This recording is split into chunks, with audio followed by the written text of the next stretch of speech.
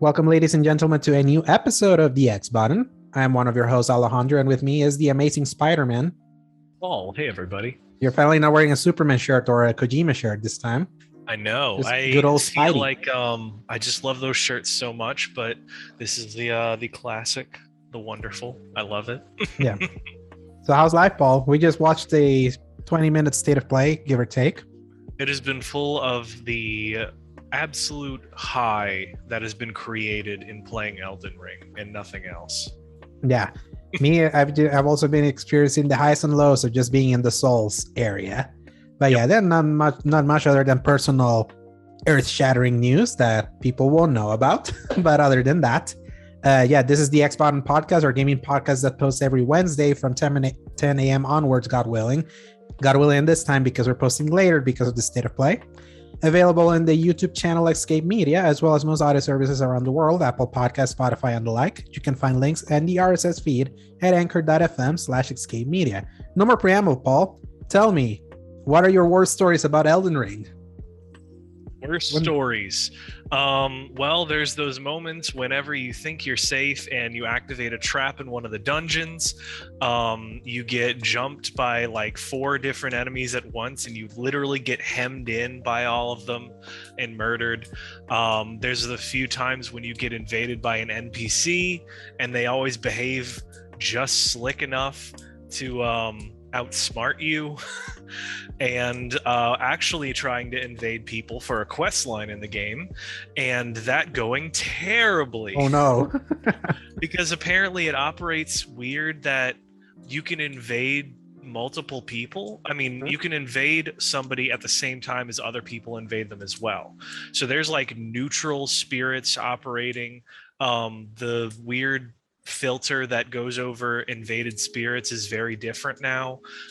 And there's some people breaking that game so bad. It's so incredible seeing all the videos of the people finding these crazy builds. The one that you recently posted about the Kamehameha like super that can one-shot bosses is like, people ask how you can make a Souls game more accessible. What do you do? By just breaking the game. The game allows it to be broken. And it relishes in you doing that. That's the best part, because it makes it very hard at the start when you're looking at it at face value, but when you dig deeper in every single game that they've made, that's where you find the true difficulty and lack thereof. I think the only one that upon closer examination still being as difficult would be Sekiro, because that's the one that has the most limit on it. It's a very specific and focused story, very specific world, very specific weapon.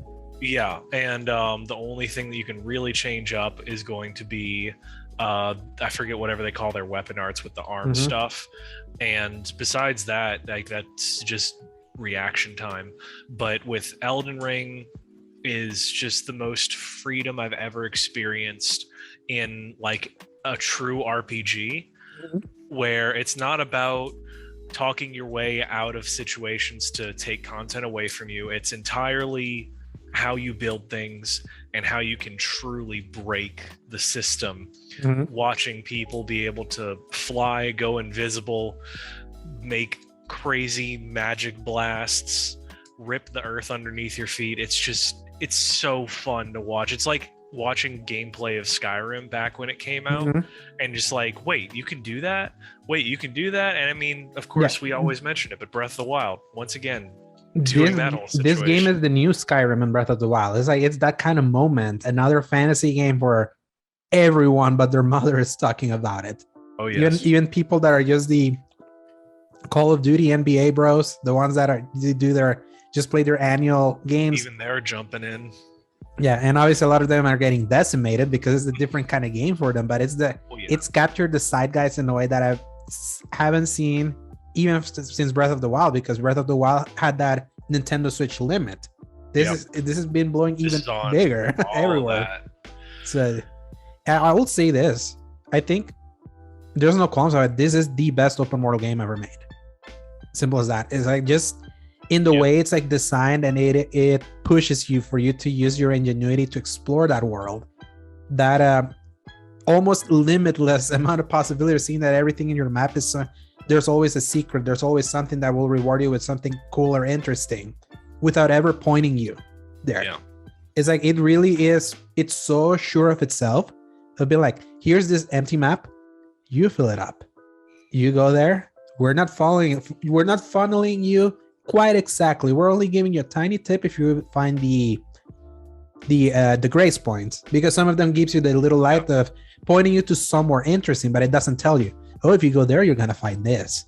It's like there's not only one way to point things, where they have the statues where it'll kind of point you towards a dungeon. You'll have those little candle things where it'll have a spirit kind of walk towards a cave, and just all sorts of different things that kind of direct you. Even just the environment itself, I remember finding a thing because there was a group of knights, like corpses and like blown out stuff, and it slowly led towards this point of interest that had more storyline, and it kind of funneled me toward it. There was another spot where there was a group of knights that all worked together to attack these demonic dogs, and following them led me towards a castle. And it's like there's always something kind of heading towards something else that if you follow it or interrupt it, you go, where were they headed just now? And have you finished the castle? Did you finish the castle, or are you still... Which castle? There's like... The first one after Margit. Oh, yeah. I am so far into that game right now. I've got like 40 hours. I have gone through the red area that we've mentioned, the creepy swamp areas, one of them. There's apparently a snow area I've never even seen. I've gone into literal hell with like blood lakes and stuff. It is an experience, because like we've said before, and I think it was on the chat actually, that we said it just reads like Greek mythology, and you just keep getting to that point where you're like, I led an army of NPCs that were zombies against an army of ghosts, and I've this game bats that throw poison in my eyes. There's just so much going on. I punted a midget off of a cliff the other day. There's a lot going on. I tell you, it's like, I think it was last week. I don't know if it was in between recordings or if I said it in the episode. I don't remember, but obviously Horizon Forbidden West also came out around this time. I know. I feel literally, so bad. I feel bad for idiots, especially for a game that was my most anticipated game. Yeah. And I really like it. I actually love Horizon Forbidden West. But Elden Ring just has an allure to it that literally a day after I said, I think I'm gonna just mainline Horizon just to finish it because spoiler casts are just popping all around the place. The day was over either. No, the day wasn't over. I go to Twitter, I see someone like fight an enemy that transforms into a bear, and I was like, God damn it, I have to see this. And I went back there because I was at the castle after you fight Margit. And then after I found the second checkpoint, I was like, I'm gonna go travel. I'm gonna go find this stupid bear. And I found a bear. And that stupid bear killed me like 5 times. I was like, no way, I'm gonna kill you, you son of a gun. And I actually killed it. It took forever because bears in that game were so dang tough. They're harder than dragons. Yep. It reminds me like Skyrim. Skyrim was easier to kill dragons than stupid bears. So I don't know if that was yeah, or the giants.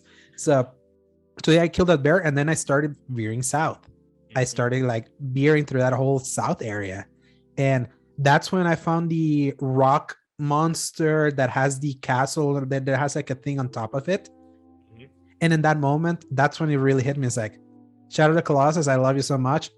Someone already like beat the feeling out of you, because there was something magical about just running into something like that unprompted, just by my own exploration, and finding the demigods that you fight by yourself and killing them and getting super cool weapons. The one that I showed you was like, oh yeah, this like curved longsword. I beat it from... I still haven't gotten it. Yeah, you have to find... I have no idea. Yeah, you have to find a demigod to fight him. And then I found another one. I don't remember what he gave me. He gave me like a magic thing. You find all of this all over the map. Unprompted. And again, unprompted.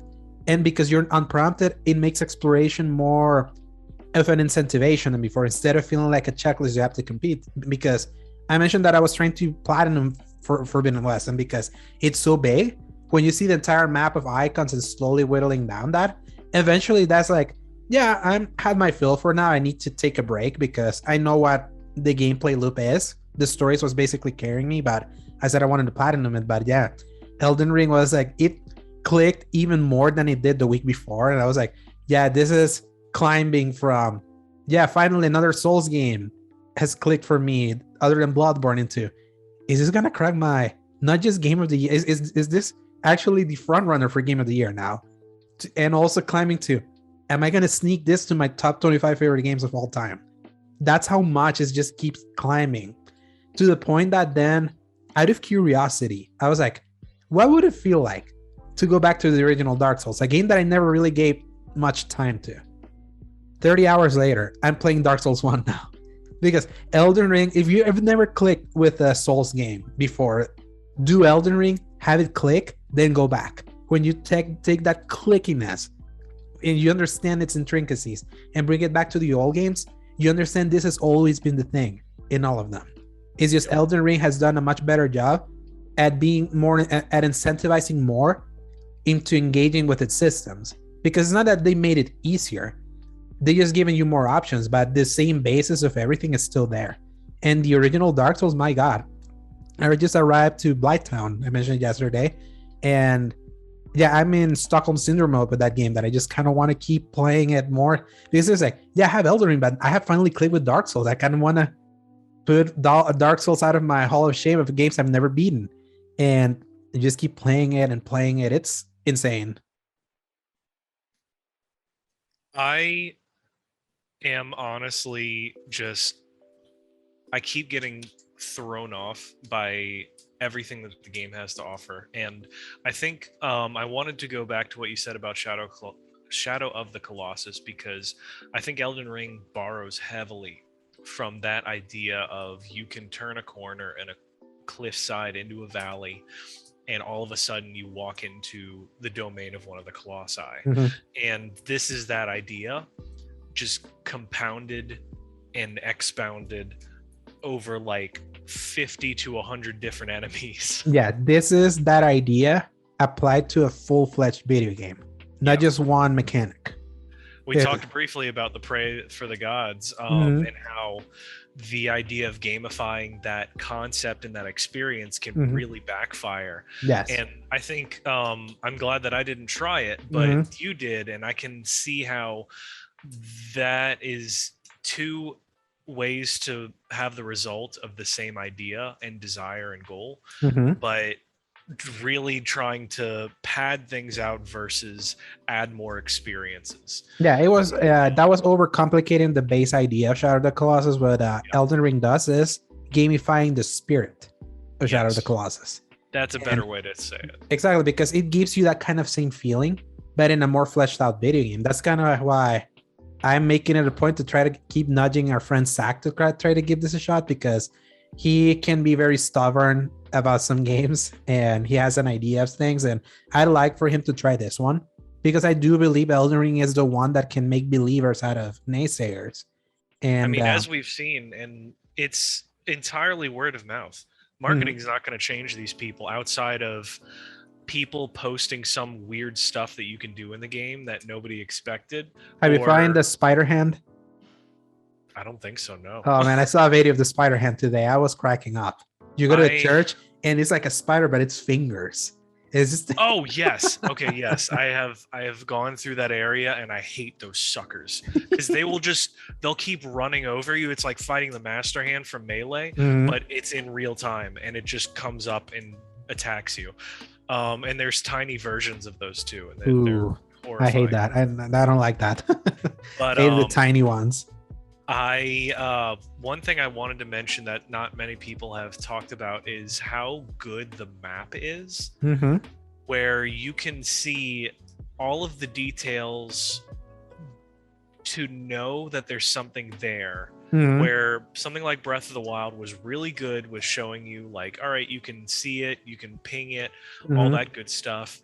But at the same time, it was really hard to see points of interest through the map. It was really based on you climbing like a mountain, looking around and going, that looks kind of interesting. Maybe that looks kind of interesting. But for the map in Elden Ring, because of how much bigger that world feels, you almost require like, okay, I'm looking at the map, I've kind of run through this area, but what have I not noticed? And you're like, that there's like some ruins and there's like a lake on the map right here. That seems like something important. Let me take a look. And that's literally how and I've been unprompted. And then unprompted, I keep I keep like beating that point on. It's like, yeah, you see the map and you go there out of your own curiosity. Right. That looks like ruins in this map that I'm looking. I'm gonna go there. And you see there's ruins, and you go inside that ruin, and they have sacred tears. Those sacred tears can then enhance your flask to improve your health. There's like literally reasons to explore everywhere because it's always going to lead to something beneficial to you as a character. It's the complete opposite of the Ubisoft design of open worlds of question marks everywhere. Like, you know that if you reach this question mark, there's gonna be something. It's gonna be one of the many different things that they rinse and repeat over and over.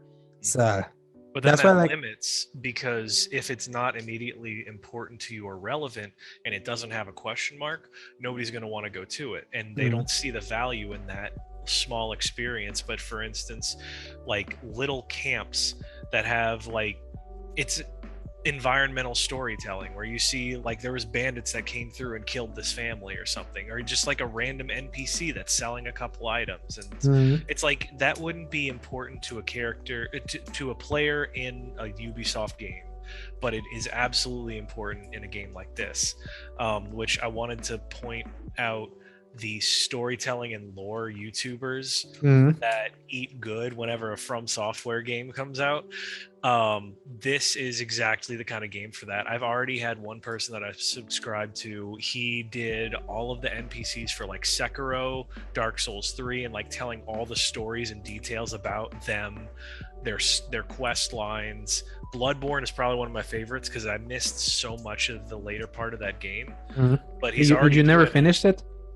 No, I never finished like individual quests for some of the later NPCs because it's so hard to keep track of when you need to deal with a certain NPC's quest line. And that's still a thing here. That's still a thing here. It's easier to like go back to it because in those games it was like, all right, you're just going to keep playing the game and all of a sudden you're going to lock yourself out of stuff. But for this, it's like, I might have beat the first story boss, and I don't think I've really fought any other story bosses since then. That's Margit. Margit is basically the first story boss, right? Right. And then there's another one that I won't spoil, but I'm at his fight, but I don't want to deal with that until I make sure I clear out all the other quests. So I'm just playing the rest of the game and opening up the map and opening up all the other things. And the best part is like I don't know if I also mentioned it in the episode or just between us, is like this game is like the drive for this game is so minimal in a way that you don't feel the pressure for having to continue to go a specific way. It's like this game rewards you to just do whatever you want, like literally. It's like just you going exploring this other areas of the map, even though the main boss area was like in this side of the map. You're not punished for it. Obviously you can be punished by entering an area that then you're getting slapped by enemies that doesn't feel like they're actually punishing. They're not gating you. It's just like it just kind of gives you an idea, because even though some enemy and this game is like doesn't force you to kill enemies either. That's your choice, especially since adding that steed, you can just keep going. Just keep exploring. Ignore even those. The first story boss, you can technically go around him if you actually have creativity and you know the map well enough. So it's like they really want you to say, hey, I don't actually have to play this game the way they want me to. And you can come back to all of the early bosses. Like I'll miss some of the caves and some of the castle dungeon areas in like the Weeping Continent, which is like the second place you open up really. And just wiping the floor with some of those bosses after you've gone through like 5 more continents is really entertaining, because you go back with all of your extra gear, your spirits, your spells, and I actually just got to sit back at one of the main bosses of one of the dungeons because my spirit and the random NPC summon just took care of everything.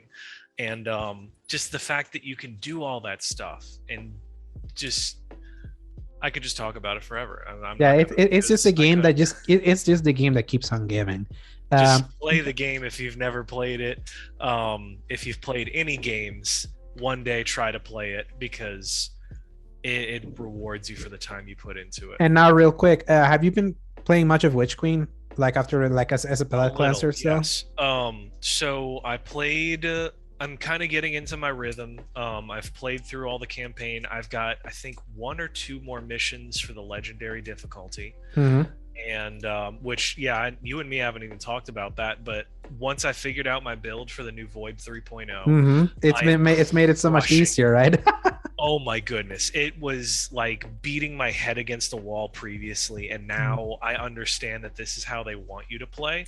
Like using your grenades to weaken the enemies, using your new abilities and all that stuff. Are you using the suppressing glaive? No, actually, I just unlocked that recently because I've been kind of behind on the artifact. Artifact, yes. I just unlocked the second to last bracket. I have 1 more level before I can get the volatile weapon. The volatile weapons are gonna blow your mind when you transform all your void weapons. But the suppressing glaive almost makes legendary a little bit of a joke because you will stun every enemy, including the champions. Just by shooting him one, you shoot them with the glaive, and then they stay like this, walking around for a little bit. So so that's like blinds them. Yeah, almost like it just straight up suppresses them, and they do it like this. Like if they're blinded, you can basically say that you're basically blinding them with your glaive. But yeah, that's gonna make the last 2 missions even easier. I tell you. I'm gonna keep that in mind because the only trickiest part is the funnel web is an energy weapon, and I really love keeping that on there because I have Font of Might, I think, which boosts the void weapons. So it's even if it's not volatile weaponry, it's you get it by getting like an orb of light or an elemental well. That's what it was, yeah. Because I have both the elemental wells and I have I lost my train of thought there, but yeah, basically I have elemental wells and orb of lights, where it makes me charge with light, and when I get charged with light, it like boosts my void weaponry.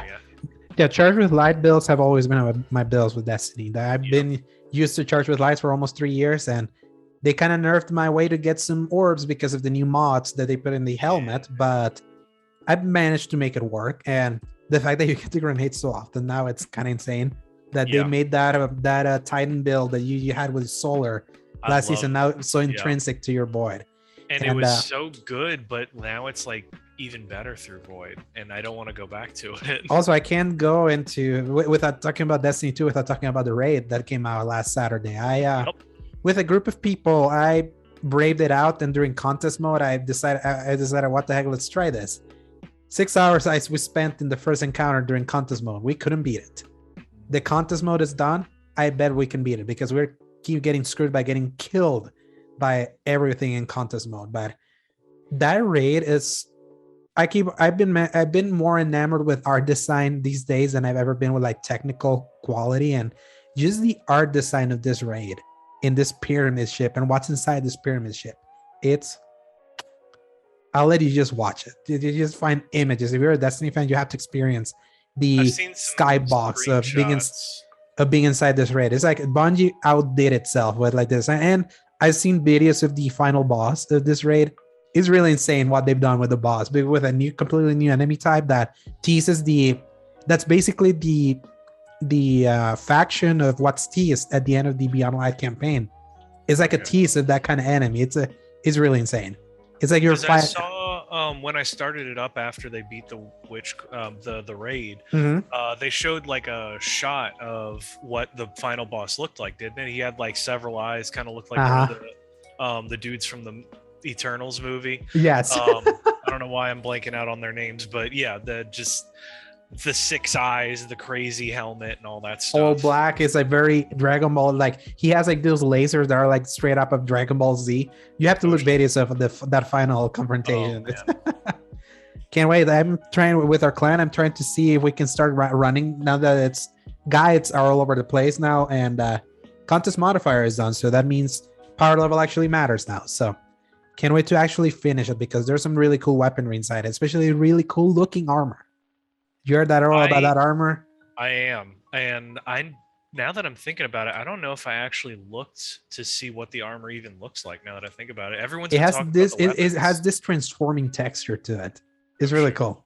So, enough of what we've been playing, Paul. We got a bevy of news this time, especially with what we watched before we started recording. So, Paul, press X For some news.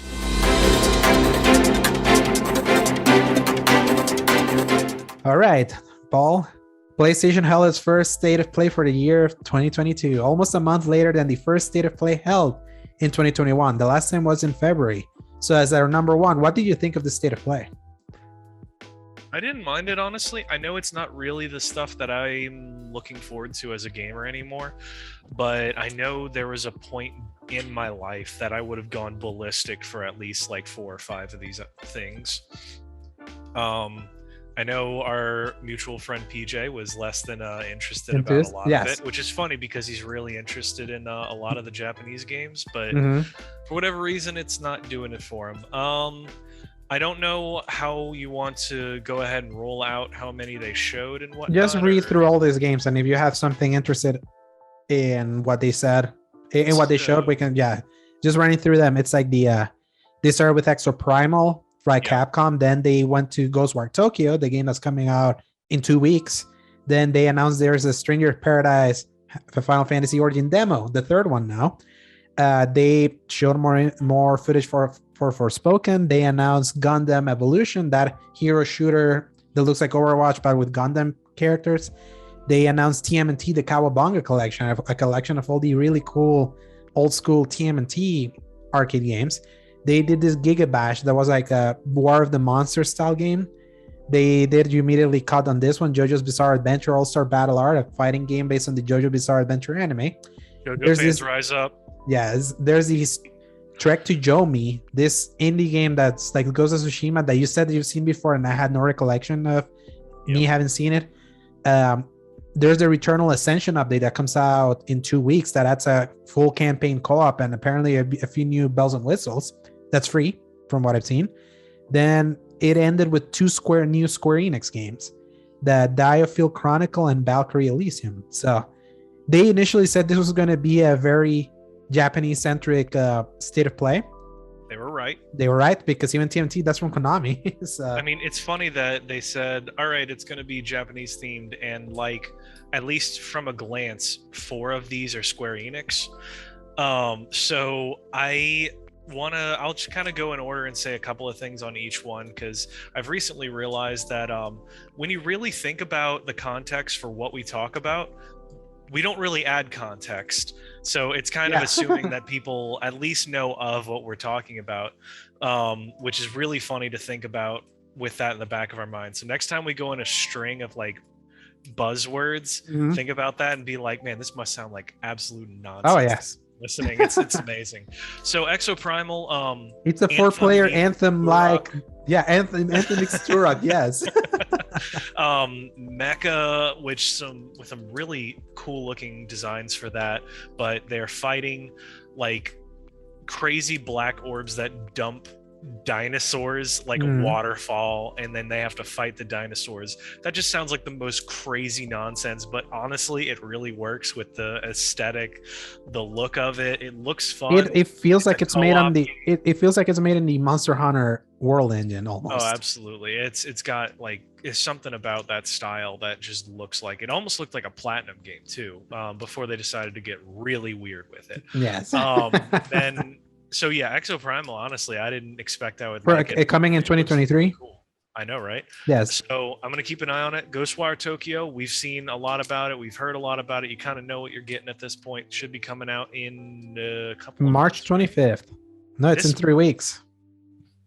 Anyway, so they had a little bit more on that. I mean, they did the same thing with Deathloop, where it was like just about to come out and they had another trailer and you're like, what are they even going to show us next? Exactly. They just keep reminding you that those games exist. But what's funny is that it seems like Sony just wants to get it over with, because they really want to get it out. Yeah, because these are games from Microsoft. These are Microsoft owned games now because of Bethesda. So So this is the final of the exclusive PS5 games they got from Bethesda before they got swooped in by Microsoft, and you can get it for $53, or if not cheaper, if you have PS Plus. So that's why how you know that they just kind of want to get it out and sell it as cheap as possible to hit the competitor. So yeah, they did the same thing with Deathloop and now Sifu and Returnal. Actually, now that I think about it. And so Ghostwire Tokyo is like as a wait and see. We were wait and see with Deathloop for a while until the reviews kind of like really blew it out of the water. That kind of convinced us into it, and it was still a really good game. Not as amazing as those reviews made it sound, but it was. I had enough of a good time, so I would hope that goes. We were gonna do the exact same thing about freaking Elden Ring. Yeah, imagine if we'd held on to that one. Gosh. Oh, yes. So yeah, those we're talking about. And then Stranger of Paradise had like the quickest of glimpses. It's a game like I keep mentioning is that it just keeps looking better and better with each consequential showing. And now they finally put another demo. I wonder if it's going to be timed again. And I will look info for this. And I do wonder if this demo is going to do what they did with Babylon's Fall. Of whatever progress you have here will translate over to the main game. So I'm curious. If that was the case, they would tell you. But they did at least drop the trailer today. I mean, not trailer, the demo today. So yeah, you can find out. Absolutely. And I'll try it with the difficulty that I tried it on last time to see if you enjoy it. I'm definitely gonna pick casual for sure. There's no way I'm touching that with anything higher. But honestly, I'm a lot more positive about it. It looks a lot better. They added a lot more color to it, and it looks more like a Final Fantasy. That's the thing. It's weird, but if it feels and looks like a Final Fantasy game. It's like it just has those hallmarks there. It's building itself in my heart, and it's got like a very specific kind of like, yes, I'm being weird and edgy, and I freaking love myself. And I was like, I mean, remember, he's always carrying his phone. Man, he's always carrying his phone with him. It's infectious how that charisma is leaking into my very high dislike of it previously. So, oh yes, that's the thing. Like, I can't wait for this game to come out for us to close a chapter that started in June 13th. Like literally, and it has never let go. It hasn't let go because it was immediately. I saw that, I was like, yeah, we're gonna forget. And then people played that first demo and they said, this is actually really fun. I was like, my mind can't quite comprehend people liking this considering how bad that first trailer is. That's just a picking me up funny thing. And then the second demo showed up. That's when I tried it. I was like, oh my God, I hate myself. I can't believe I actually really like this. And then you played it and had a horrible experience. I still remember that episode. So, and then that trailer that ended with the "I Did It My Way" song. That was like, are you kidding me right now? This is amazing. Yes. Even if this was a movie today, I would eat it up. But the fact that it was such a big game to bite into at the time, I was like, oh, I don't know. I tell you, it's like no matter where the quality lands with this, especially with what happened with Babylon's Fall and it coming out this month, like anything can be like they're just dumping this out. Worse than Babylon's Fall. It's like whether good or bad, Stranger of Paradise at least is audacious. Like it has an audacity to it that is like I really respect, and I just can't wait to try more of it. Then they showed Forspoken. I'm gonna put a pin on this because we do actually have a news story for that. So moving on, the Gundam Evolution. So we currently mentioned is like this is not quite great looking hero shooter, but the fact that there's barely any hero shooters in the market right now, and the fact at least well, they haven't been doing hero shooters like at all after Overwatch overtook that market. Well, Overwatch had the hero shooter market, and then they tried Activision, a few like Lawbreakers and Battleborn. Battleborn.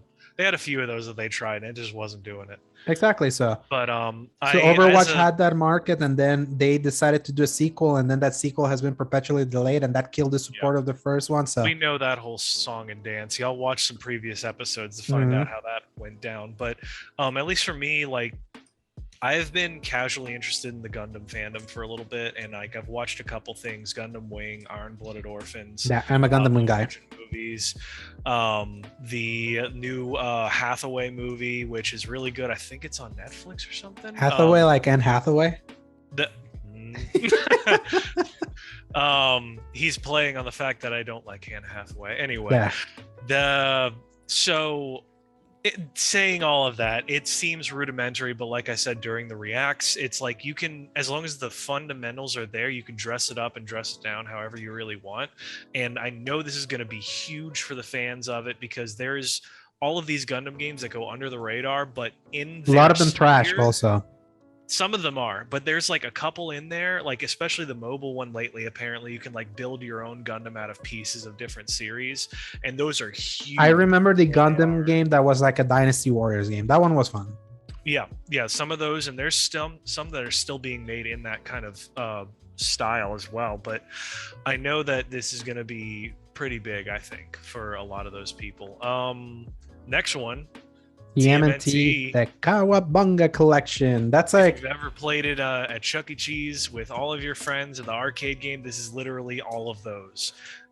Yeah, Price will tell the tale for this one, but that's a good point, actually. Yes, it has a bunch of them. It has way more TMNT games than I was anticipating based on what they showed there. There's more than I thought existed, honestly. Yes, and this is also on top of the fact that there's also an original TMNT game on that style coming out, I think, still this year. So TMNT fans of that old school sprite era, you're gonna be eating good soon. I hope this one's good because Konami is very famous for even screwing up the most how can I say this, the most basic ideas. So yeah, Giga Bash. Wait, real quick, I did want to add one thing that made me think of something that is sort of related, that PlayStation Network is currently doing this crazy indie sale, and there is more stuff than I've ever seen them put on sale in that category, and stuff that I've never seen on sale before at all, like John Wick Hex and some other things. Stuff like Streets of Rage 4, only $15 out there. Check that out. But yeah, Streets of Rage 4 is kind of like in this TMNT Kawabunga style of beat 'em up. That's what made me think of it, because I'm definitely going to pick that up before the sale ends. But I just wanted to mention that to anybody that listens that really wants sales on things. This is the time to get that, because it is a huge catalog of stuff that's on sale right now. Especially a bunch of Japanese stuff. There's a bunch of Japanese sales there. Japanese stuff, but there's like a category that's just called indies. Yeah, I've been like hovering in that sale trying to see if I want to buy Scarlet Nexus, because I did play that on Xbox One, but I was like, this is not performing well enough, but there's a fun game. Decent, no, it reviewed well, but I played it on Xbox One. This is a game that's already next gen, so I was like, should I buy it in a more powerful hardware and play it with the proper frame rate and all that? I've been in between deciding for that one. It's gonna be super anime, just so you know. No, I played. I played. I mean, the dialogue is straight up anime, so it has a bunch of anime nonsense, and that's what's funny. Like, I'm not an anime guy, but when it comes to video games, I tend to tolerate it a little bit more. I don't know why. There's just some kind of energy about it that you're just like, okay, let's suspension of disbelief. Let's keep it going. It's because you have your control in hand, so you can control a bunch of that nonsense. So that makes it more bearable. Yeah. So Giga Bash, not much to say about other than it looks like that War of the Monsters, or those old Godzilla destroy area, baby. Or that Godzilla destroy all humans or whatever that thing. No, destroy humans is the alien, but there's this Godzilla game in this style. So this feels like a Godzilla game without the Godzilla license. Basically.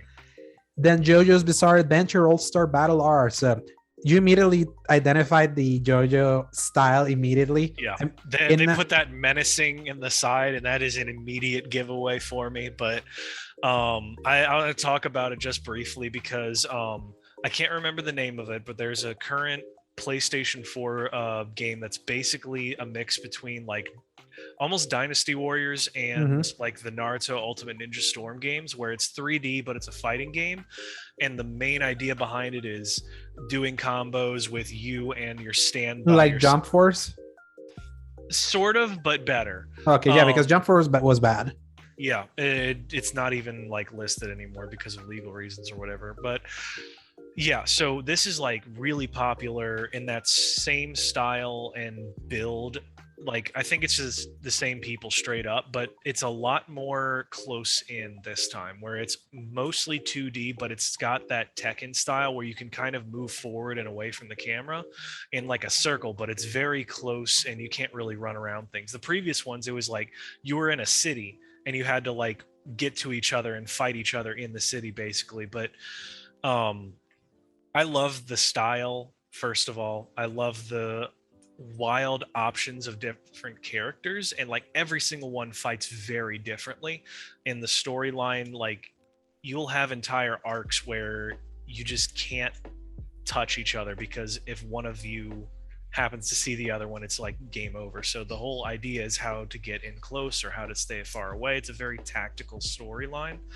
And seeing this, when you can just take all of the different characters from the 1900s to the future and everything in between and just throw them at each other and see what happens, is the closest thing that I've ever gotten to like throwing random action figures together and just making up stuff for them.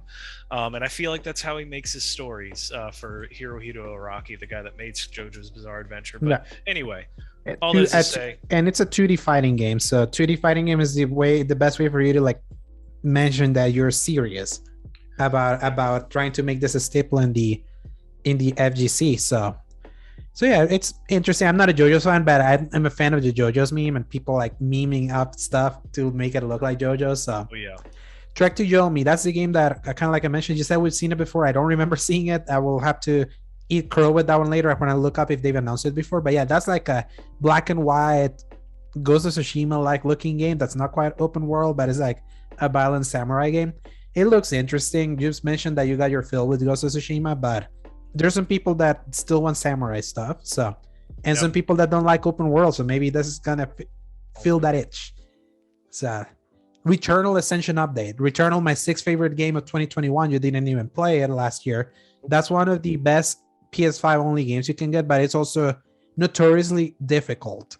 And also, it was the incentivization to play that game was lower because originally there was no way to save your run because it's a roguelike, and roguelikes are meant for you to like start from the beginning. They patched that in, and that made going through the gauntlet of that game much more bearable. But that's still such a joyful game to play. Just moving, running, dashing. It just feels so nice that the fact that they are adding a full campaign co-op now for free with this update. People making the joke that they're adding co-op sooner than Halo Infinite. I started seeing tweets about that can make people that were maybe apprehensive of trying to dive into Returnal an idea of playing that with a friend, especially such a fun shooter with some cool mechanics and speed, and it's weird alien Geiger aesthetic. Really cool. So look at the whole idea behind Dark Souls, even. I mean, making it full circle. The idea that a game is really hard, but then if you have a person with you, and I guarantee Returnal is going to institute it way better and way less obtuse. Yeah, then, I mean, even now with Elden Ring, it's still absolutely horrendous to try summoning a friend and all the unwritten rules that stop you from being able to summon each other. It's ridiculous. So something like Returnal, you get to play a game like that with a friend by your side, just sounds like a barrel of fun. Like, I can imagine you and me playing that together and having the same experience we did with our playthrough of the Halo series. Oh man, that would be awesome. Like that would be really cool. And I mean, even with the difficulty of it, just having one other person there helping you, no matter if they try scaling the damage or whatever, like they often do, would be way more enjoyable, I think, to most fans, especially casual ones, than by yourself. And I'm just glad that they are still sticking with Returnal. It's so funny to think that when Returnal came out, Sony didn't own Housemarque, but they believed in that product so much that they were happy that game initially had sold 500,000 copies when people only say stuff when they sell millions of stuff. So I'm glad they're sticking to it. It's like it's a way for one of the PS5's only games, because it's such a handful of games that are only on PS5. I know. That more things for people to be attracted to play it, especially now that it has better quality of life than it did at the beginning. I'm all for it. So yeah, then there's the final two games that were also from Square Enix. Square Enix appeared here from twice with Stranger of Paradise and Forspoken, and then they ended the show with these two. The Diaphil Chronicle, which looked like a tactics game until it didn't. It wasn't quite the tactics game that it really took a left turn there. Yeah, but I mean, for some people, it's going to be really interesting. It's got the same Octopath Traveler and Triangle Strategy style of like. I think that's the thing. They're probably trying to do the Octopath Traveler Triangle Strategy thing, but not with sprites.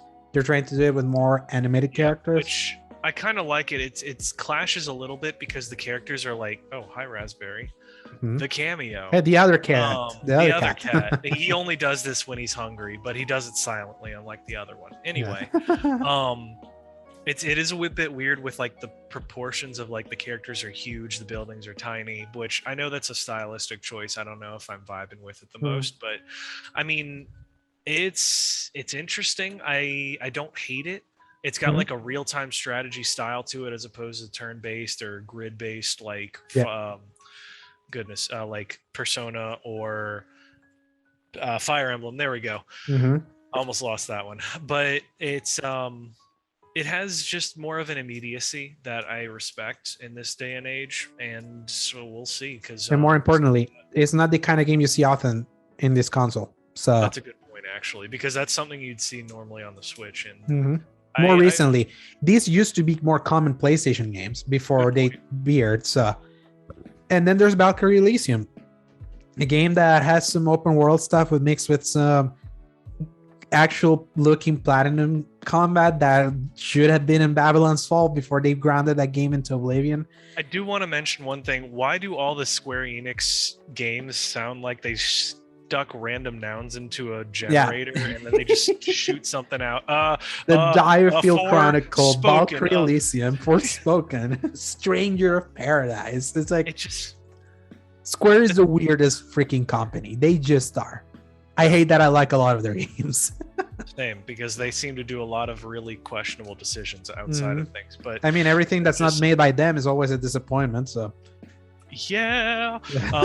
but yeah, so my thoughts on Valkyrie Elysium, I agree, because I thought it was surprisingly cool looking with the platforming, really good combo styles, and as we all know, my love for Devil May Cry, this it feels like that, where it was really solid. But as we mentioned on our reacts, y'all should check that out, by the way. It's lacking a little bit in the color department. Yeah, especially if they're going with that cell shaded style. Yeah, that didn't serve them real well at all in Babylon's Fall. It's like, I'll tell you, there's a demo for Babylon's Fall. It's just 9 gigabytes. Go try it and witness the horror. I have it installed, and I don't even want to waste the time to start the game up. Just start, because that's the thing. When you start it, it's going to ask you to do to create a Square Enix account. I don't want to deal with it. Yeah, and just the horror of seeing the quality of the character and the character creator is like, I watched that video you showed me. That's one reason why I didn't even want to play it, because I was just like, oh my goodness, it honestly does look like a character creator from a PlayStation 3 game thrown into a modern day and age. And I'll say is like, I've been like pummeling at Pokemon Legends Arceus based on some of the things I've seen of how bland it looked. That back until I saw more footage when you're like in towns and talking with characters. Like, it's not that bad. It looks barren though. I'm still gonna. I will agree to that. I will slam that. There's like in the macro level, the game really looks barren when it could look a little bit more lush. But within, there's like a specific bit of art style to it that is like, I can see the charm, even if I don't think this is quite a looker. Babylon's Fall looks like ass in every way, shape, or form. It's a mobile game boosted into a PS4, PS5 game. It's an embarrassment that's in that it exists in that system, and at $60. So Valkyrie Elysium, it seems like it's trying to get for that. It's a huge step up. It has personality. Yeah. It's an actual storyline that we thought Babylon's Fall was supposed to be. And I will say, like, that face of the main character was not vibing with me. It was like a weird, uncanny valley. Like, her body looked chibi, but her face looked like it was trying to be a Sonic 2006, like sort of realistic but stylized. And that wasn't doing it for me, but maybe if they update the visuals a little bit, I'm sure I'll enjoy it a little bit more. I mean, everything else, it was like a positive reception to it. I like the monster designs, the character designs of the character, and I mean, just the speed of it itself. Yeah, it's like I need that kind of DMC brawler in my life right now. So it seems like it's going there, but as it is with Square Enix, it's a lot of wait and see, because Babylon's Fall looked like the kind of game we wanted it. Then at first it did, yeah. They hoarded out into a live service that automatically killed it. So in the greatest hubris in human history, a Babylon's Fall. So yeah, that was the PlayStation State of Play. It's like, my thing with what Sony does is that they're so damn inconsistent, but they basically devalued the name of the state of play now, because whenever they did the PS5 reveal, that was just called the showcase. Whenever they did also the second kind of that show when they revealed the prize, that was also called the showcase. The September one we saw after you survived the hurricane, the one that gave us Wolverine, Spider-Man, and the first look at God of War Ragnarok, that was also called a showcase. So they have now conditioned people into expecting less when they do a state of play, instead of trying to call, instead of what Nintendo has done with the Direct, that the Direct is a Direct. You get your disappointing ones, you get your big ones, but it's just one label. And the state of plays that I do like is when they're laser focused in a game. They did one for Horizon, they did one for Ghost of Tsushima, they did one for Last of Us. I like that ones because those are deep dives. These ones always feel like we got marketing deals, so we gotta showcase these games because we're not doing press conferences. So yeah, it's with those lower expectations, I thought it was okay. It's still nothing to, hey, this is hype. It's like a state of play is never gonna make me feel like a Nintendo Direct, the better Nintendo Directs. So good point. I think it's just one of those things where it's like, unless you're really into that one specific thing that they offer, it's gonna be that, oh, that's interesting, and then we'll move on. But I mean, like you said, if you're really into something like Gundam, TMNT, those old school kaiju fighters, JoJo's Bizarre Adventure, you're gonna go freaking nuts. But like, it's very hit or miss on those. So I think as long as people keep their expectations in check about it. Yes, I mean, and a former Sony employee, Adam Boyce, who is now the president over at what's this? This random company. I'll try to remember it. But he once worked at PlayStation, and he was in charge of putting all these showcases before. He said that no matter what, if anyone can get at least 3 good things out of it, that's a success for us. Because they know, and they know not everyone go. Iron Galaxy. He works at Iron Galaxy now. Iron Galaxy. So they're kind of like a studio for hire. Another auto-generated name. Yeah. So yeah, it's like, just with that mentality, it's like the 3 things to me that stood out here were Exoprimal, the Returnal Ascension update, and the Valkyrie Elysium. So it's like, yeah, 3 things that look interesting. So this wasn't a complete waste.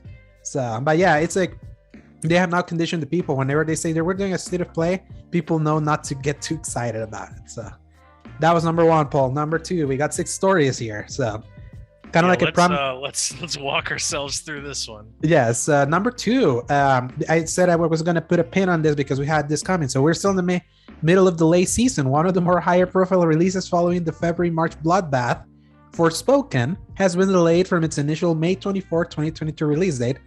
Editors note, a day before the release of Disney Plus Obi-Wan Kenobi miniseries. Go watch the trailer, people.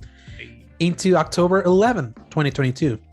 The significant 5-month delay was announced in an official Twitter picture with the text citing, "Our vision for this exciting new IP is to deliver a game world and hero that gamers across the globe will want to experience for years to come. So getting it right is extremely important to us. To that end, during the next few months, we will focus on all of our efforts on polishing the game and can't wait for you to experience Frey's journey this fall." The timing of the delay is curious considering another big Square Enix game recently released, Babylon's Fall, released to a massive critical mauling, with the game's PS5 version holding an astonishing 40 on Metacritic. Whether Babylon's Fall was the causation for Square to delay another big game, it should bode well for Forspoken's overall quality now. If you want more information about Forspoken, it is the current cover story over at Game Informer for the month of March. So yeah, they delayed this earlier this week, and they showed the new date there with the new footage there on Forspoken. I've always been hot and cold with this game, and what they recently shown seems to be more in the upswing. The face you mentioned, it still doesn't look right. So, and I don't think they're ever going to make that look good, because that's a design choice, not dialing it in, because as we've known, the human face is literally the worst and hardest thing to create. So it's always better. Ladies and gentlemen, if y'all ever want to make a video game, go for style, not realism, please. Unless you have the tech shops too. I mean, if they're watching this, they definitely don't have those resources. Yeah. Unless all of a sudden we bumped into Neil Druckmann watching here.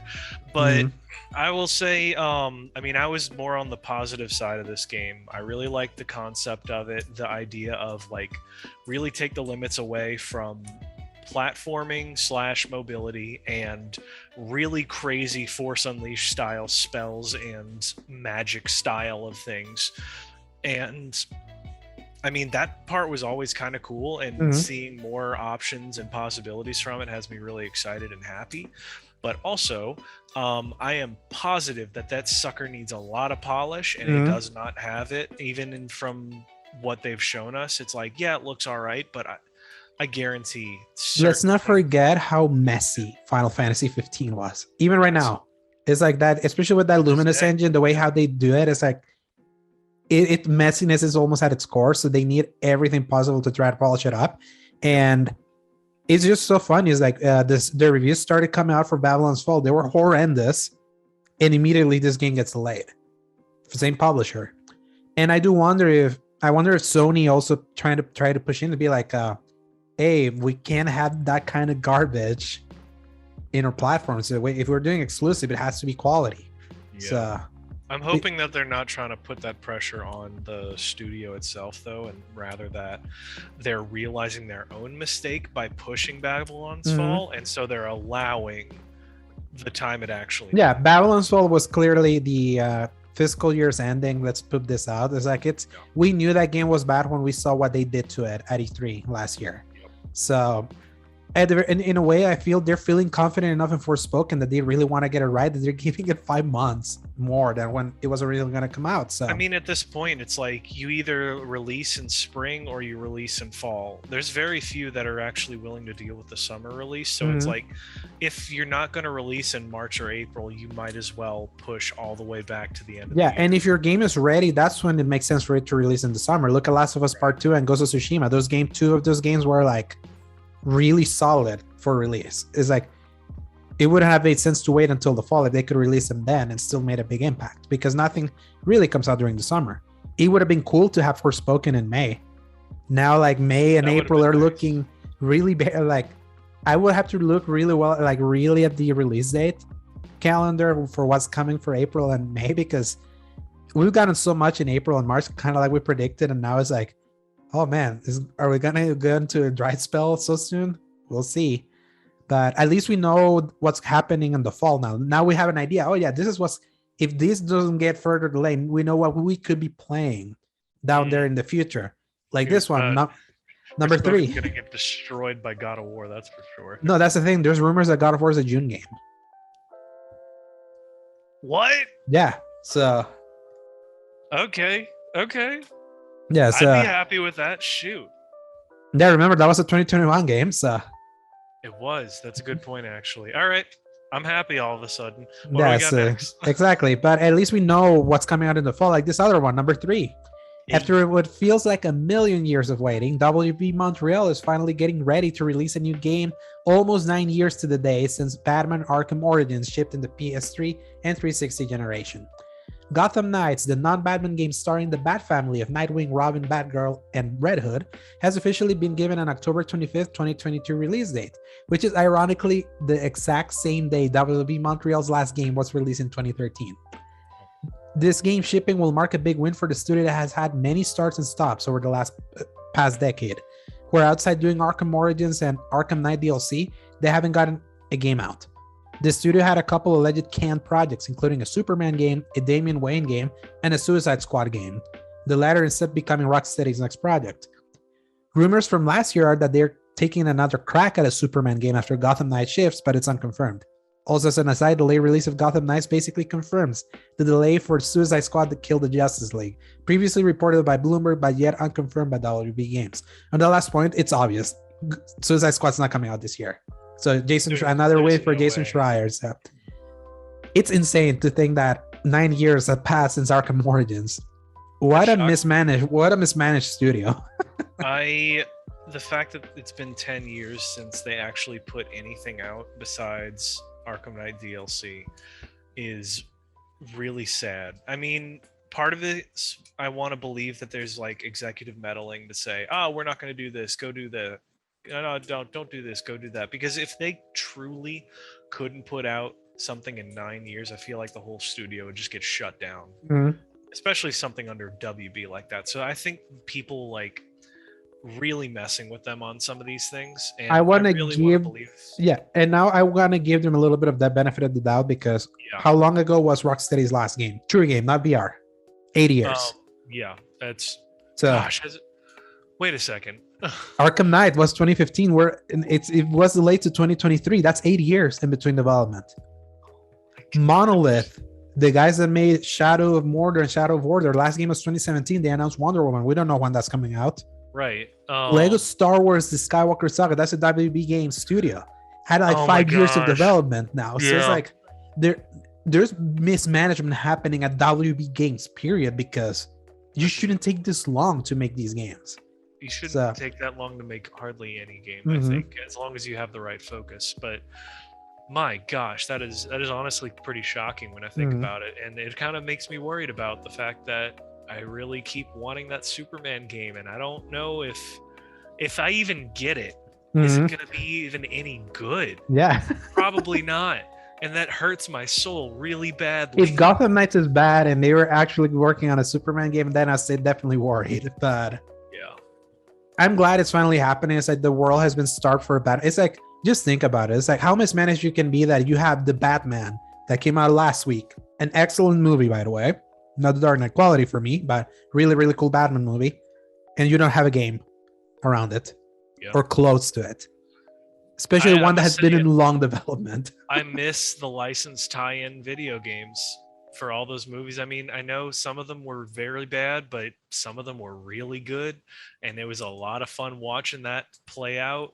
And I must say it, like, I mean, I even love the kind of okay to boring ones. And I just want another X-Men Origins Wolverine video game, maybe. But I mean, you're getting a better Wolverine game now. I know. I mean, look at Superman Returns, the video game. Like, there's always some really solid stuff in there that's hidden under the crap that they do, but it always shows really neat things. That flying in the Superman Returns game is awesome. Everything else about that game, garbage. We don't talk about that side of it. I mean, we don't even want to talk about the movie. But yeah. So anyway. So Gotham Knights. I feel good for Zach that he's a big. Not only is he a big Batman fan, he's a big Robin. He's a Bat Family fan, especially the Robin side. He's eating good between that Webtoons comic, the Nightwing comic run by Tom Taylor. We've got the Dark Knights of Steel. We've got Gotham Knights coming out later this year. The Batman coming out this year, and it's like that's hitting a new stride. Yeah, and it's better for him, especially since, especially close in live action. They've done dirty to Robin with him. I mean, his Robin is stabbing. Talk about it in details, please. Yeah, please don't talk about details. Stabbing at that dude in the balls with garden shears. So just don't watch the Titans TV show. Anyone listening, watch after season 1, after those really dark and gritty, because it's not that bad. So, but it's so funny. I mentioned that joke to him. It's like it feels, especially for him, that's a personal assault to him. Like his favorite enemy doing that to a villain. An immense betrayal of what the character really is at his heart. So I can fully sympathize with what he's talking about. Anyway. All right. Gotham Knights can't wait because I need that superhero fix in my life. Number 4. If you're craving for a new Resident Evil game in your life, like a supposed remake of the all-time great RE4, since we've heard that, here is something that will potentially tide you over. Resident Evil 7 and the remakes of Resident Evil 2 and 3, originally released in 2017, 2019, and 2020 respectively, are officially coming to the current generation of consoles as native next-gen ports later this year. Sporting increased graphical fidelity, performance, and ray tracing, the next-gen ports will arrive for free on PS5 and Xbox Series S if you already own those games. The timing of this, good day for us. Perfect, and also unfortunate because I already replayed Resident Evil 7. I know, but I mean, shoot. I would do it again. I love 7. I love 7. You said that as if I was going to question your love for us. Like, you wouldn't go back to it, you coward. They're short enough that it's easy to do it again. I tell you. That's a good point. I mean, just look at even Resident Evil 8. Freaking, I beat that game in 7-8 hours, and then I replayed and beat it in 4 or something. So it's like they're short games, but as we mentioned, kings of the New Game Plus system. And I've been looking forward to replaying Resident Evil 2 for like a year now, and I'm just Mhm. kind of waiting for that opportunity. So, did they say any like more details about when They besides just later said this later year? this year, so I really hope it's July sooner onward. Yes, later. I would I'm hope during a dry spell. That's what I'm hoping I too. was this close to replaying Resident Evil 2 and 3 because I knew those games were PS4 Pro enhanced. I played them on base PS4, so I kind of wanted to see if playing them on PS5 would make them look better. Yeah, Now the timing is like, now I know there's a version that I will actually look even better. So I that's know, cool. right? I love those Resident Evil games. I just love that series. So, and it's free. I'm glad that Exactly. they landed on the free side It's because win-win because you don't have to spend $10 for a director's cut edition or whatever they want to call it now. yeah, or like this other one, number 5. Speaking Mm, of more next gen releases, Rockstar has finally announced more details for the second re-release of Grand Theft Auto 5, which, as a reminder, is a 2013 game. yep. The new next generation port of the game will support 3 graphical modes, which include a 4K mode at 30 FPS with ray tracing, a performance ray tracing mode capped at 1440p and targeting 60 FPS, and a full performance mode at 1080p with a locked 60 FPS frame rate. While Grand Theft Auto 5 is getting borderline long in the tooth, being in the market for almost 9 years, this is the first time the game has gotten any visual enhancements in its 9 years, since Rockstar never released a PS4 Pro Xbox One X There's patch. no borderline about that. They're absolutely being long in the tooth. Yes. Anyway, continue. Yes. The new improvements include faster load times, improved lighting, shadows and water reflections, increased population, traffic variety, and vegetation density, and highly detailed new explosions. Unlike the Resident Evil games, this has a paid upgrade path, although the paid situation is quite curious indeed. Over on PS5, the paid upgrade is currently $9.99, with free access to GTA Online. Over on Xbox Series X and S, they have to pay $29.99 if they want to play both the GTA 5 single player campaign and online. Or they can do it separately, where $19.99 gets you the campaign and another $9.99 gets you GTA Online. The discounted prices will remain in place until June 14th, where then the game will exist as a full $39.99 next gen purchase in both systems. This was weird. So, what is going on at Rockstar? Yeah. So, okay, so let me break it down here. So we've got $10 for the PS5 only, which gets you also access to GTA Online. mm-hmm. But Xbox Series X and S is $30 for all of it, or $20 for the campaign and 10 for GTA Online. Why in the crap? And it's also only timed for that price before it goes to $40 for everything. Mm-hmm. Oh my god. I'll tell you this seems like a Sony deal. They worked it out so that if you're on PlayStation, you only have to pay $10 and you're in. Yeah. And then on Xbox, you kind of got screwed. It's a $30 upgrade, especially if you play GTA Online. Yeah. Which you can carry your progress. Which is nice. Yes. I remember back when I switched it over from PS3 to PS4, and it was a one-time thing.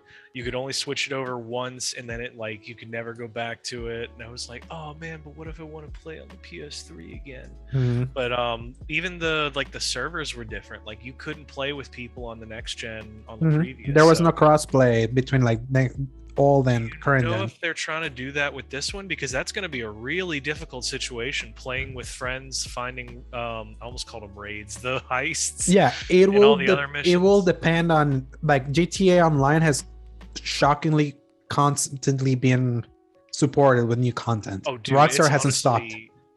It's actually kind of impressive because they made entire campaigns with characters from GTA 5 now, and crazy Fast and Furious style things where you go inside of a nuclear submarine from Russian spies trying to take over the world, and you're like, what? Yeah, GTA Online became what people almost said was what made Rockstar special compared to Saints Row. They were like, no, this is our more serious guys. But then with GTA Online, they jumped the shark. They're being wacky. They're being there's Mario Kart style racing there. It will depend on how much, if whatever new content they start doing from here on out takes advantage of the new bells and whistles. True. If it does that, I don't think I don't know if they will, because they have to keep it to the point where everything else can keep up. Mm-hmm. So there's no way they can go too hard on the current hardware for so many people who aren't going to get these upgrades. I mean, just look at the problem with the PS5s again. Mhm. Like nobody's gonna have that, so they can't Exactly. Yeah. rely too much on it. Exactly. I would imagine they would only like, especially with online stuff, they're gonna try to keep it. Say, yeah, if you play here, it's gonna look better. But if you still are playing on the old systems, don't worry. Right. It is to me funny that this game never got PS4 Pro or Xbox One X enhancements. It has been the PS4 base code running this game since 2014 when they made the first re-release. Better textures, they need better mechanics, but I will say that racing, those car physics are just chef's kiss. Yes, and I'll say this: it's like I took the bite. I already bought it for the $9.99. I mean, it's just $10. Yeah, it was like $10. It's like, crap, now I'm gonna have to. Yeah. Wait, now is this just an upgrade if you already own GTA Yeah, 5? if you own it. Okay, Yeah, so I'm gonna have to keep my disc then. I will be very curious to see how that works for the disc version, because yeah, I mean, shoot, that's basically how I have to do Death Stranding. That's how I have to do.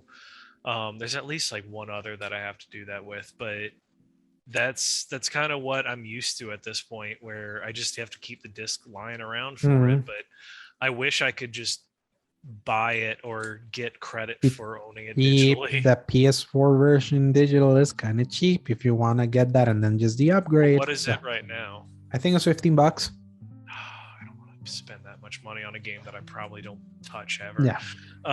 But anyway, see how it works. You have until June 14th to see that upgrade.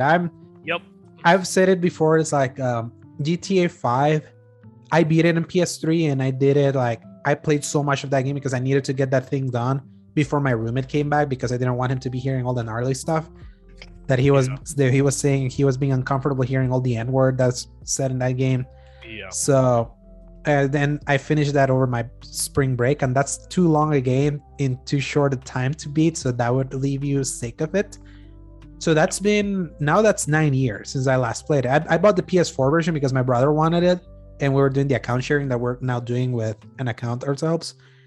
And I still didn't play it. I was like, yeah, I still feel in the burnt of getting too much GTA 5. So it's been enough time, and now it's been properly enhanced. Because at that point back then, when I saw on PS4, I was like, maybe if I look back the PS3 version, I'll see the difference. But this looks the same to me, so I don't have the motivation to do this. So we'll see with this. I have a 4K TV, so I hope if they did enhancements, and we know how good Red Dead Redemption 2 looked, and that had PS4 Pro and Xbox One X enhancements, if they rolled that back, who knows? And let's not forget, they also confirmed that GTA 6 is actually in development. So I guess we'll see when that comes out in 10 years. Yes, exactly. Final story, Paul. Fans of Star Wars video games are tantalized by the idea they're going to be feasting with all the announced games coming from the different developers signed to work on the property following the expiration of EA's exclusive contract. However, one of these games may be further out than even anticipated. According to Tom Henderson, a reliable leaker from things like Call of Duty and Battlefield, he relays word that Star Wars Eclipse, the High Republic game made by beleaguered studio Quantic Dream, is potentially now a 2027 or 2028 game due to the studio's inability to staff up and bring developers in due to the studio's shattered reputation as a haven for sexual harassment and awful working conditions. The studio has been fighting tooth and nail against a lawsuit alleging said working conditions, and that's caused increased attrition and struggles with recruitment. This brings into question why Disney would greenlight and announce a game without a proper development team in place. But Disney mishandling Star Wars is not a new thing these days. In the meanwhile, we can still expect other Star Wars games to come from other developers, including the upcoming LEGO Star Wars The Skywalker Saga coming on April 5th, 2022, the Jedi Fallen Order sequel from Respawn allegedly set for this fall or early 2023, the new shooter from Respawn, the RTS produced by Respawn, the open world game Star Wars game from Ubisoft, the KOTOR remake by Aspyr, and the continued support of Star Wars The Old Republic by BioWare. 2027, Paul, for Star Wars Eclipse. This game's not coming out. That's not happening. Yeah. I do not think. I mean, we're just throwing another body on the pyre with that one. It's all right. It's today's model is Star Wars Eclipse. Throw it on the fire, boys. It's not coming out. It's yeah, I'm not surprised. I mean, it was literally just CG trailers like we've seen. A cool looking CG trailer. It was cool, but No, that's not happening. I think we briefly talked about it. We're like, all right, Quantic Dream, aren't they dealing with a lot of nonsense right about now? Mhm. And sure enough, that is definitely affecting them. But you said it yourself. You're thinking, why would Disney greenlight this project? And then we thought, wait a minute, Disney has totally done all of this before several times Oh now. yes, So this is nothing new to us. So at least we exactly. have something like Lego Star Wars And and that's why I all. emphasize everything else so that we don't think this is doom and gloom. Obviously, we have been starved for Star Wars games before during the EA only era. Yep. Near the end of that era, we finally got something good out of it, two good things out of it. And now we have all these games that Eclipse coming from Quantic Dream. Like, I was always the cheerleader of like, because you were like, I don't know if I like Quantic Dream doing something new, like other than what they usually do.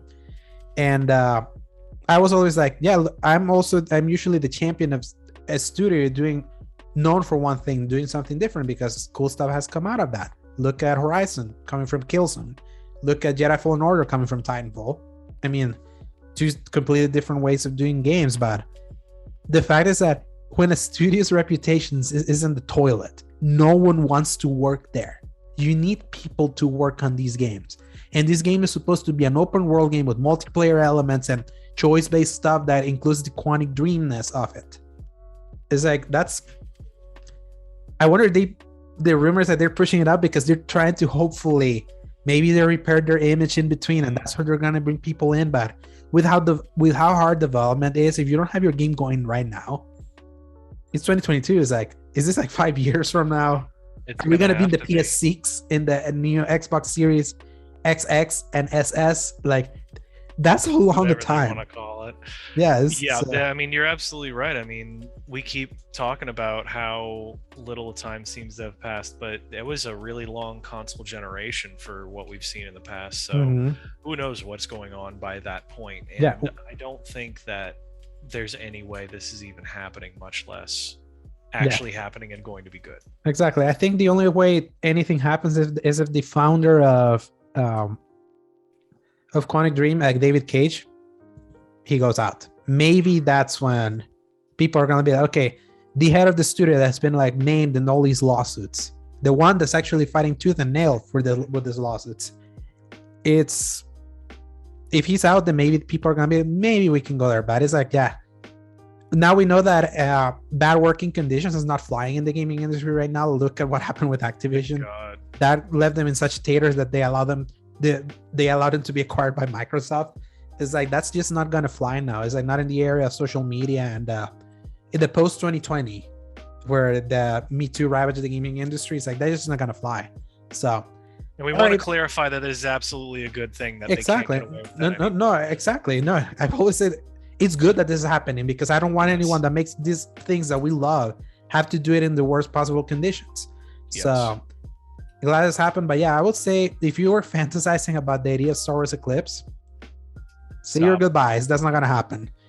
And instead, someone else may come up and do another Star Wars game. We got so many, so at least we're still eating. And with that, Paul, that concludes this week's episode of the X Bottom. Where can people find you? As always, y'all can find me at Dork of Art on Twitter. I've got some new art just recently posted from our game Sea of Choices coming out on April 9th. And I hear that there's going to be a trailer coming out on the 1st. Ironic since it's April Fool's Day, yes. But maybe I should talk to him about that one. Shoot. Anyway, I at least it exists because I'm posting actual art about it. And I'm supposed to be getting a nice little paycheck once that is done, and a whole party and all that good stuff. And I hear that even after this comes out, there's going to be rumblings of another one that we are going to be working on soon after. All right. And if he wants you in, then you got work. Exactly right. So anyway, where can they find you, Alejandro? They can find me at Twitter, _DorSegovia, at Instagram at AlejandroSegovia93, where I usually post the links to the show. And they can find me at thecriticalcorner.com for some of my written content. I haven't written so much new stuff, but you can find a bevy of it there. Paul, it's been a pleasure. Always fun talking with you. And as always, thank you always to our listeners for listening or watching. And remember, have fun, stay safe, and press X to play. Good night, everybody. Hasta luego.